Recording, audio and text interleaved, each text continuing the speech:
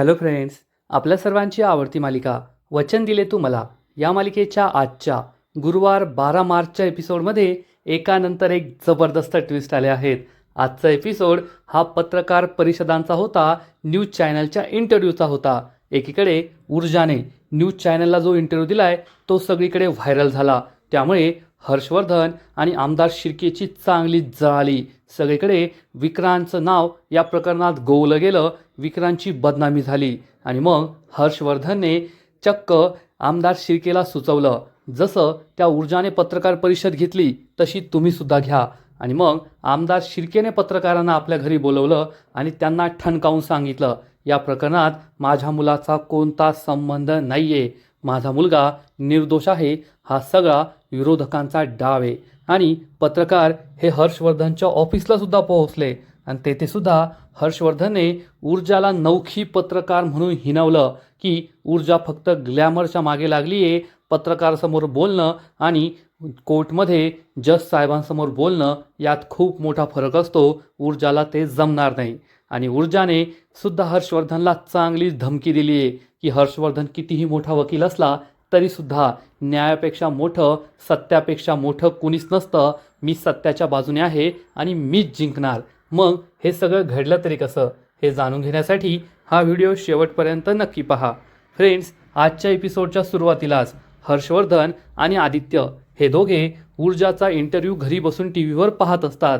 आणि ऊर्जा ही चक्क विक्रांतचं नाव घेतीये, आपल्याला समोरासमोर चॅलेंज करतीये. हे पाहून हर्षवर्धनला खूप राग येतो. आदित्यसुद्धा टेन्शनमध्ये असतो आणि तेवढ्या शौर्य तेथे येतो. आणि बाबा ऊर्जाचा इंटरव्ह्यू पाहताय हे त्याला दिसतं. हर्षवर्धन चिडून म्हणतो, ही ऊर्जा शिंदे काय करतीये, तिने चक्क विक्रांतचं नाव घेतलंय, सगळं काही डॅमेज केलंय. तर लगेचच आदित्य म्हणतो, हो खरंच ती धाडसी आहे. हर्षवर्धन चिडून म्हणतो, तिचं कौतुक काय करतोय माझ्यासमोर. तर आदित्य सांगतो, नाही बाबा, तिचं कौतुक करत नाहीये, तर मी तुम्हाला सांगतोय की तुमच्यासमोर किती मोठं चॅलेंज आहे आणि ती तुमच्या विरुद्ध कशी लढू शकते ते. तेवढ्यात आमदार शिर्के तेथे पोहोचतो आणि हर्षवर्धनला जाब विचारतो, काय वकील साहेब, पाहिला का मग टी व्ही, पाहिलं का त्या ऊर्जा शिंदेने माझ्या मुलाचं नाव घेतलंय, सगळीकडे त्याला बदनाम केलंय. तर हर्षवर्धन म्हणतो, नाही, तिने विक्रांतचं नाव घेतलं नाहीये. आमदार शिर्के म्हणतो, मान्य आहे, तिने डिरेक्टली नाही घेतलं, पण इनडिरेक्टली घेतलंच ना. आता सगळ्या मीडिया चॅनल्सवर माझ्या मुलाचीच बदनामी होतीये. माझा मुलगा या प्रकरणात दोषी आहे असं सगळं म्हणताय. अजूनसुद्धा तुम्ही हेच म्हणाल का की तुमच्या कायद्याच्या बाजूनेच आपण जायला हवं, मी काहीच करायला नको. शौर्य हे सगळं ऐकून चांगलाच खुश होतो. हर्षवर्धन म्हणतो, तुम्ही शांती ठेवा आणि शांत राहण्याशिवाय आपल्याकडे कोणताच पर्याय नाहीये. आमदार शिर्के चिडून म्हणतो, शांत राहायचं, शांत राहायचं, आम्ही काहीच करायचं नाही म्हणजे आमच्या डोक्यावरून पाणी गेलं, आमच्या नाकातोंडात पाणी गेलं तरी आम्ही गप्पच बसायचं का. नाही वकील साहेब, आता तुम्ही सांगितल्याप्रमाणे आम्ही नाही करणार, तर आम्ही सांगितल्याप्रमाणे तुम्ही करायचं. हर्षवर्धन विचारतो, नेमकं काय करायचं. तर आमदार शिर्के म्हणतो, मुलांची लग्न लावून द्यायची आत्ताच्या आत्ता. हर्षवर्धन, आदित्य, शौर्य यांच्या पायाखालची जमीनच सरकते. हर्षवर्धन विचारतो, त्याने काय होईल. तर आमदार शिर्के म्हणतो, डिस्ट्रॅक्शन, त्याने सगळ्यांचं लक्ष दुसऱ्या बाजूला जाईल. आणि जेव्हा सगळे लोक आपल्याला विचारतील की तुम्ही एवढं मोठं प्रकरण सुरू असताना, विक्रांतची बदनामी सुरू असताना सुद्धा तीर्थ आणि विक्रांतचं लग्न कसं लावून दिलं, तर आपण त्यांना सांगायचं, आमचा आमच्या मुलावर पूर्ण विश्वास आहे, तुमचा तुमच्या जावयावर पूर्ण विश्वास आहे की विक्रांत असं करणं शक्यच नाहीये, म्हणून तुम्ही तीर्थ आणि विक्रांतचं लग्न लावून दिलं. म्हणजे लोक हे डिस्ट्रॅक्ट होतील, माझ्या मुलाबद्दल चर्चा करणार नाही, या केसबद्दल चर्चा करणार नाही. पण हर्षवर्धनला हे काही पटत नाही आणि हर्षवर्धन काहीच बोलत नाही.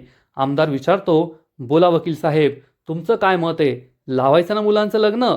हर्षवर्धन काही बोलणार इतक्यात आमदार शिर्केचा मोबाईल वाजतो. तो फोन उचलतो आणि त्याला समोरून जी बातमी भेटते त्यामुळे त्याला जबर धक्काच बसतो. हर्षवर्धन विचारतो, काय झालं. तर आमदार शिर्के सांगतो, CM ऑफिसमधून कॉल होता, मुख्यमंत्री कार्यालयातून आम्हाला बोलवलंय आणि तेथे गेल्यावर आमची चांगलीच खरडपट्टी निघणार. वकील साहेब, शेवटी मंत्रालयापर्यंत ही केस गेलीच. तुम्ही मला म्हणाला होतात मंत्रालयात ही केस जायची नाही, परंतु मंत्रालयात ही केस पोहोचली आहे आणि जर ही केस वरपर्यंत गेली ना तर सगळ्यांनाच ही केस खूप जड जाईल एवढं लक्षात ठेवा, असं म्हणून आमदार शिर्के तेथून निघून जातो. हर्षवर्धनला खूप राग येतो. शौर्यसुद्धा टेन्शनमध्ये आलेला असतो की आता पुढे काय होणार. इकडे ऊर्जा सत्र न्यायालयात असते आणि तिची ॲफिडेव्हिटची कामं करत असते. तेवढ्यात तिला मुंबई तक या न्यूज चॅनलची पत्रकार अनुजाचा कॉल येतो आणि ती ऊर्जाला विचारते, तुम्ही ऊर्जा शिंदेच बोलताय ना? वकील. ऊर्जा हो म्हणते. अनुजा सांगते, मी अनुजा धात्रस आहे, मुंबई तक या न्यूज चॅनलची पत्रकार. हे ऐकून ऊर्जाला खूप आनंद होतो. ऊर्जा म्हणते, मी तुम्हाला ओळखते, तुम्ही मला फोन कसा केला? अनुजा सांगते, मी तुमच्या न्यूज चॅनलवर तुमचे इंटरव्ह्यू बघितले. खरंच तुम्ही खूप बेधडक पत्रकार आहात आणि मला मुंबई तक न्यूज चॅनलसाठी तुमचा इंटरव्ह्यू घ्यायचा आहे. हे ऐकून ऊर्जाला आश्चर्य वाटतं. ऊर्जा विचारते, माझा इंटरव्ह्यू? तर अनुजा सांगते, हो, तुमच्यासारख्या बेधडक वकिलाचा इंटरव्ह्यू घ्यायला मला खूप आवडेल आणि ही केससुद्धा सध्या ट्रेंडिंगमध्ये आहे. तर ऊर्जा म्हणते, मलासुद्धा आवडेल, तुम्हीसुद्धा खूप बेधडक पत्रकार आहात आणि कोणालाच नाही घाबरत. अनुजा विचारते, मग तुम्हाला आजच्या आज आत्ताच्या आत्ता इंटरव्ह्यूला यायला जमेल का? ऊर्जा म्हणते, आत्ता? हो, नक्की जमेल, मी नक्की येईल. हे ऐकून अनुजाला सुद्धा आनंद होतो आणि सगळेजण खुश होतात. तर शौर्य हा आपल्या घराबाहेर येतो आणि विचार करतो, ऊर्जाने मला अजून कॉल का नाही केला, आणि तो ऊर्जाला कॉल करतो. तर ऊर्जा ही रिक्षात बसलेली असते आणि अनुजाकडे जात असते.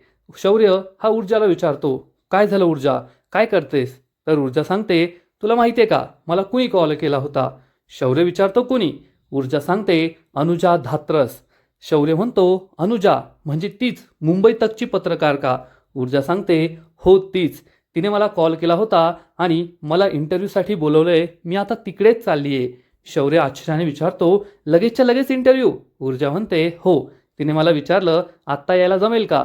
मी म्हटलं ठीक आहे, लवकरात लवकर केलेलं चांगलंच. शौर्य खूप खुश होतो आणि ऊर्जाला म्हणतो, ऊर्जा तुला आता प्रसिद्धी मिळते, आपलं सोशल मीडिया पेजवर फॉलोअर्ससुद्धा वाढत आहे आणि मीडियामध्ये सुद्धा तुला इंटरव्ह्यूमुळे प्रसिद्धी मिळणार आहे. आपल्याला जे काम करायचं आहे ना ते नक्कीच चांगल्या दिशेने होतं आहे. तू बेधडकपणे कोणतीही भीडभाड न बाळगता कॉन्फिडन्सने हा इंटरव्ह्यू दे. ऊर्जा हो म्हणते. शौर्य फोन कट करतो. ऊर्जामध्ये एक वेगळाच कॉन्फिडन्स आलेला असतो, पण इकडे दिव्याचा कॉन्फिडन्स मात्र गेलेला असतो. ती खूप रागारागात भाजी कापत असते. शैलजा विचारते, काय झालं दिव्या, तू इतकी चिडलेली काय? तू तर खुश असायला हवं, तुझी बहीण टी व्हीवर झळकतीये, सगळीकडे तिचं नाव होतंय. तर दिव्या चिडून म्हणते, ते तर मला आवडत नाहीये ना, माझा प्लॅन होता ऊर्जाकडे जायचं आणि ऊर्जाला ही केस मागे घ्यायला लावायची, मग बाबांनी मला शाबासकी दिली असती आणि आता सगळा माझा प्लॅन फ्लॉप झालाय. तर शैलजा म्हणते, तू अजून सुद्धा तिच्याकडे जाऊ शकते, तिला मनवू शकते. तर दिव्या म्हणते, ती कसली ऐकते माझं, ती ऊर्जा आहे ऊर्जा, ती काय आता माझं ऐकत नाही. तुम्ही टी व्हीवर पाहिलं नाही का कशी बेधडक बोलत होती? शैलजा चांगलीच खुश होते आणि म्हणते, ठीक आहे, जर तुला ऊर्जाशी बोलता येत नसेल तर मग तू दुसऱ्या पार्टीशी बोल. दिव्याला मोठा धक्काच बसतो. दिव्या विचारते, दुसऱ्या पार्टीशी म्हणजे बाबांशी? शैलजा म्हणते, हो, तू भाऊजींशी बोल. तर दिव्या विचारते, ते माझ्याशी बोलतील का? शैलजा म्हणते, का नाही बोलणार, नक्कीच बोलतील. भाऊजी हे घरातील सगळ्यांशी चांगल्या प्रकारेच बोलतात आणि तू जरी या घरामध्ये खोटं बोलून चुकीच्या पद्धतीने आली असली ना तरी आजपर्यंत ते तुझ्याशी कधीही वाईट प्रकारे बोललेले नाहीये. दिव्या म्हणते, हो ते खरंय, चालेल, मी ना बाबांशी बोलतेच आणि त्यांना या केसबद्दल मनवते. शैलजाने दिव्याला येड्यात काढलेलं असतं आणि आता दिव्याची चांगली जिरणार, भाऊजी तिची चांगली जिरवणार म्हणून शैलजा खूप खुश होते. आणि इकडे ऊर्जा मुंबई तकच्या ऑफिसमध्ये पोहोचते. अनुजा आणि तिचा इंटरव्ह्यू सुरू होतो. अनुजा सगळ्यात आधी ऊर्जाची ओळख करून देते. आज माझ्याबरोबर आहेत ॲडव्होकेट ऊर्जा शिंदे. त्या नवख्या जरी असल्या, आपली पहिली केस लढत असल्या तरीसुद्धा त्या बेधडक आहेत आणि न्यायाच्या बाजूने लढताय. ऊर्जा सगळ्यांना नमस्कार करते. अनुजा तिला प्रश्न विचारते, आपण सरळ मुद्द्यालाच हात घालूया. तुम्ही त्या व्यक्तीचं नाव का नाही घेत आहात जो व्यक्ती या केसमध्ये आरोपी आहे? तर ऊर्जा म्हणते, मला ते नाव घेण्याची गरज वाटत नाही. अनुजा विचारते, तुम्ही कोणाला वाचवताय? तर ऊर्जा उत्तर देते, मी कोणालाही वाचवत नाहीये, उलट मी त्या व्यक्तीला सळो की पळो करून ठेवलंय. तर अनुजा विचारते, पण जर मांजर ही डोळे बंद करून दूध पित असेल तर लाटणं काढावंच लागतं. ऊर्जा सांगते, मांजराला माहितीये की मी त्याचंच नाव घेतेय. अनुजा स्माईल करते आणि ऊर्जाला विचारते, म्हणजे तुम्हाला समोरासमोरची लढाई नकोय, तुम्ही घाबरताय का? तर ऊर्जा सांगते, नाही मी घाबरत नाही, पण मला उगाचच त्या माणसाला पब्लिसिटी द्यायची नाहीये. अनुजा प्रश्न विचारते, पब्लिसिटी नाही, पण लोकांना कळायला हवं ना की गुन्हेगार कोण आहे. ऊर्जा सांगते, गुन्हेगार ठरवणं हे माझं काम नाहीये, तर ते कोर्टाचं काम आहे त्या गुन्हेगाराला शिक्षा देणं. आणि जेव्हा ही केस कोर्टात उभी राहील तेव्हा सगळ्यांना कळेलच की खरा गुन्हेगार कोण आहे. माझं काम फक्त एवढंच आहे, ज्याच्यावर अन्याय झालाय त्याला न्याय मिळवून देणं आणि गुन्हेगाराविरुद्ध सगळे पुरावे कोर्टात मांडणं. ऊर्जा या इंटरव्ह्यूमध्ये एकदम कॉन्फिडन्सने, आत्मविश्वासाने, बेधडकपणे बोलत असते. त्यामुळे अनुजासुद्धा खुश होते. इकडे आमदार शिर्के CM ऑफिसमध्ये जाऊन घरी परत येतो. तो खूप चिडलेला असतो आणि म्हणतो, आज जे काही झालं ना ते चुकीचं झालं. विक्रांत तेथे येतो आणि विचारतो, काय झालं बाबा? तर शिर्के त्याला सांगतो, काय झालं नालायका, सगळं तुझ्यामुळेच झालंय. आम्हाला चांगलीच खरडपट्टी झाली आहे माझी. तेथे CM साहेबांनी मला ठणकावून सांगितलंय, जर लवकरात लवकर हे प्रकरण मिटलं नाही ना तर मला माझ्या पदाचा राजीनामा द्यावा लागेल. पुढच्या इलेक्शनमध्ये मला तिकीटसुद्धा नाही मिळणार. ही माझी आमदारकीची शेवटची टर्म असेल. हे ऐकून विक्रांतला जबर धक्काच बसतो. आमदार शिर्के चिडून म्हणतो, फक्त तुझ्यामुळे झालं हे, तुझ्यामुळे. इतक्या वर्षांपासून मी जी मेहनत केली, इतकं मोठं करिअर केलं, पक्षात वेगळं स्थान मिळवलं, आमदारकी मिळवली, लवकरच मी मंत्री होणार होतो, पण तुझ्या मूर्खपणामुळे माझ्या हातून सगळं जातंय. आणि तू आहे ना मजा करत बस, मस्त मित्र जमव, त्यांच्याबरोबर पार्ट्या कर, एन्जॉय कर. तुला बापाच्या पोझिशनचं, बापाच्या मेहनतीचं काही देणं घेणं नाही आहे. आणि आता मला हे सगळं पुसावं लागणार आहे. CM साहेबांनी मला तंबी दिली आहे, विक्रांतचं नाव कोठेही यायला नको. आणि जर विक्रांतचं नाव सगळीकडे आलं तर मला राजीनामा द्यावा लागेलच. हे ऐकून विक्रांत, अपर्णा या सगळ्यांना जबर धक्काच बसतो. तर इकडे अनुजा ही ऊर्जाला विचारते, ऊर्जा शिंदे, तुमचं नेमकं उद्दिष्ट आहे तरी काय? ऊर्जा अनुजाला सांगते, मला ज्या मुलींवर अन्याय झालाय त्या मुलींना न्याय मिळवून द्यायचा आहे.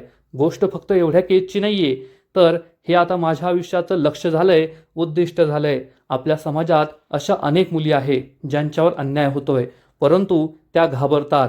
त्यांच्या पाठीशी उभं राहणारं कुणीही नसतं. आणि मला अशा मुलींच्या पाठीशी उभं राहायचं आहे, त्या मुलींना न्याय मिळवून द्यायचा आहे.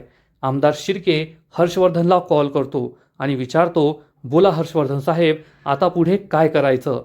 तर हर्षवर्धन म्हणतो, ऊर्जाने जे केलं तेच तुम्ही करायचं. तर आमदार शिर्के विचारतो, नेमकं काय करायचं? हर्षवर्धन म्हणतो, ती मीडियासमोर गेली ना, तुम्ही सुद्धा प्रेस कॉन्फरन्स घ्या आणि तुमची बाजू मांडा. असं म्हणून हर्षवर्धन फोन कट करतो.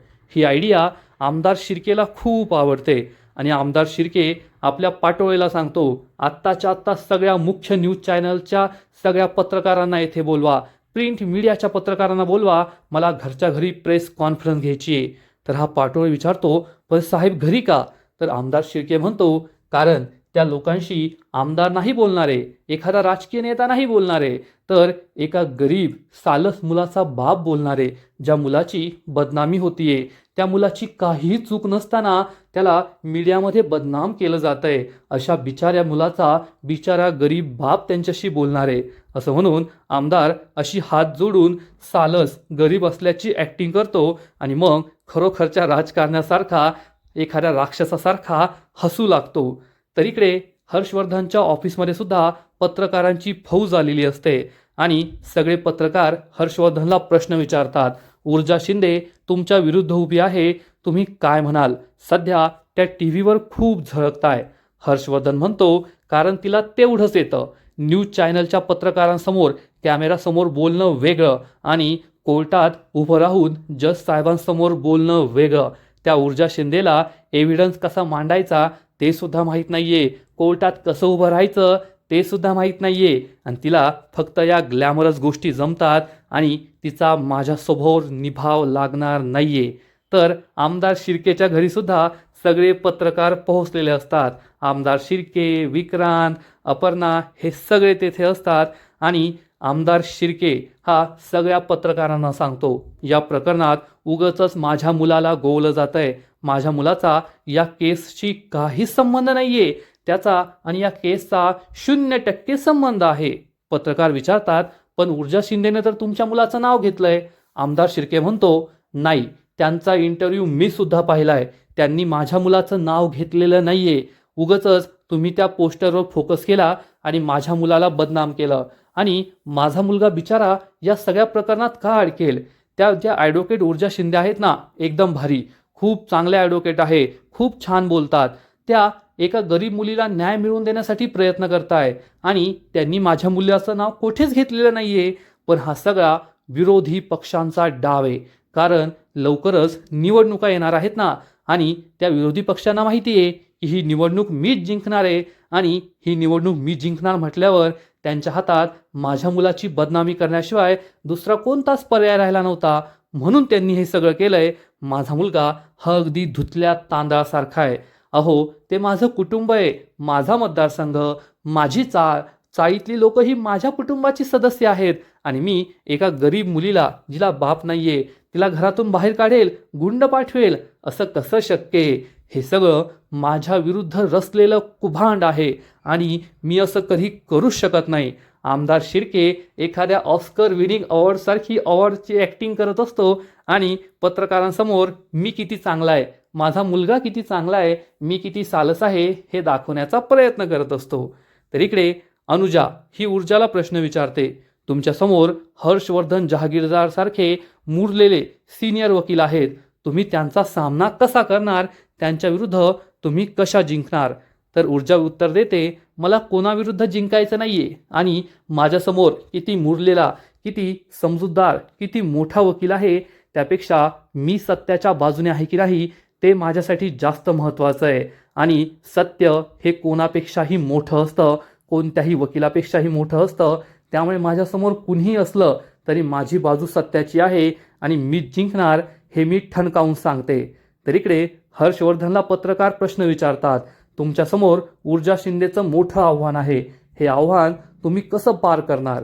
तर हर्षवर्धन एकदम माझात उत्तर देतो, मला कोणाचंही आव्हान नाहीये. येथे कॅमेरासमोर बोलणं वेगळं आणि जज साहेबांसमोर बोलणं वेगळं.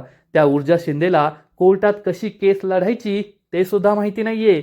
जेव्हा मी तुला पहिल्यांदा भेटलो होतो तेव्हाच मी तिला सांगितलं होतं, माझी फर्म जॉईन कर, मी तुला वकील बनवतो, कोर्टात केस कशी लढायची ते शिकवतो. पण तिने माझं ऐकलं नाही. कारण काही वकिलांना आपल्या प्रॅक्टिसपेक्षा ग्लॅमर महत्त्वाचं असतं. रोज न्यूज चॅनल समोर यायचं, इंटरव्ह्यू द्यायचे आणि मोठं व्हायचं, प्रसिद्धी मिळवायची. पण मी तसला वकील नाहीये. मी कोर्टात जज साहेबांसमोर फॅक्ट्स मांडतो, पुरावे, साक्षीदार मांडतो आणि ही केस मी जिंकणार, ऊर्जा शिंदेला मी हरवणार, एवढं लक्षात ठेवा. म्हणजे हर्षवर्धन सुद्धा काही कमी नाहीये आणि तो सुद्धा ऊर्जाला चांगली टस्सल देतोय.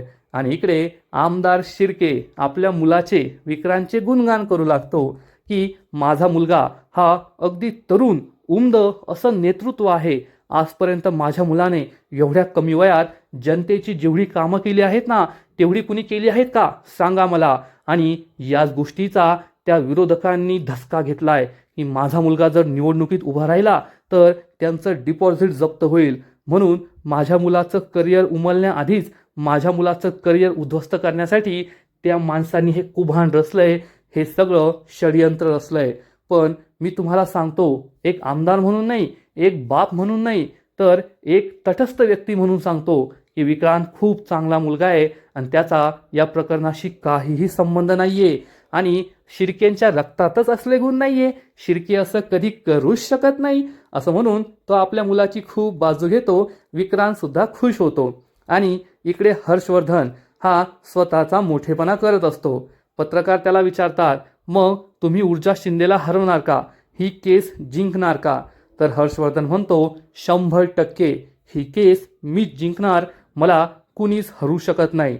तर इकडे आमदार शिर्के सुद्धा सांगतो, या प्रकरणाशी माझ्या मुलाचा काहीच संबंध नाहीये, माझा मुलगा हा निर्दोष आहे आणि हेच कोर्टामध्ये सिद्ध होणार.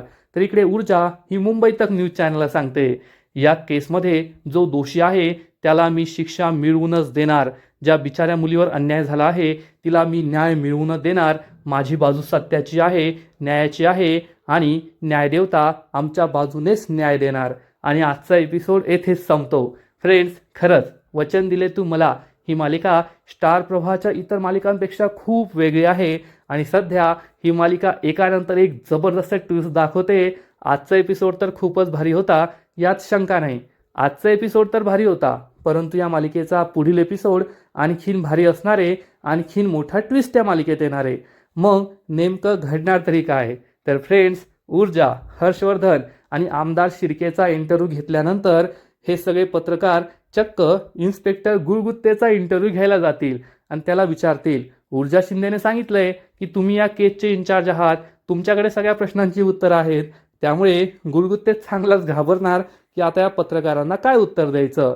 तर इकडे पूर्वा आणि परब काकू मात्र शौर्य किती चांगला मुलगा आहे याबद्दल बोलत असतील आणि कोर्टात सगळे ऊर्जाचं गुणगान करतील, तिच्यासाठी टाळ्या वाजवतील. त्यामुळे ऊर्जा आणि शौर्य खूप खुश होणार. मग हे सगळं नेमकं घडणार तरी कसं, हे तुम्हाला उद्या जाणून घ्यायचं असेल तर व्हिडिओला लाईक करा, शेअर करा, चॅनलला सबस्क्राईब करून बेल आयकॉनवर क्लिक करा. म्हणजे वचन दिले तुम्हाला या मालिकेचे असेच नवीन नवीन एपिसोड तुम्हाला सर्वात आधी पाहायला मिळतील. खूप खूप खूप धन्यवाद.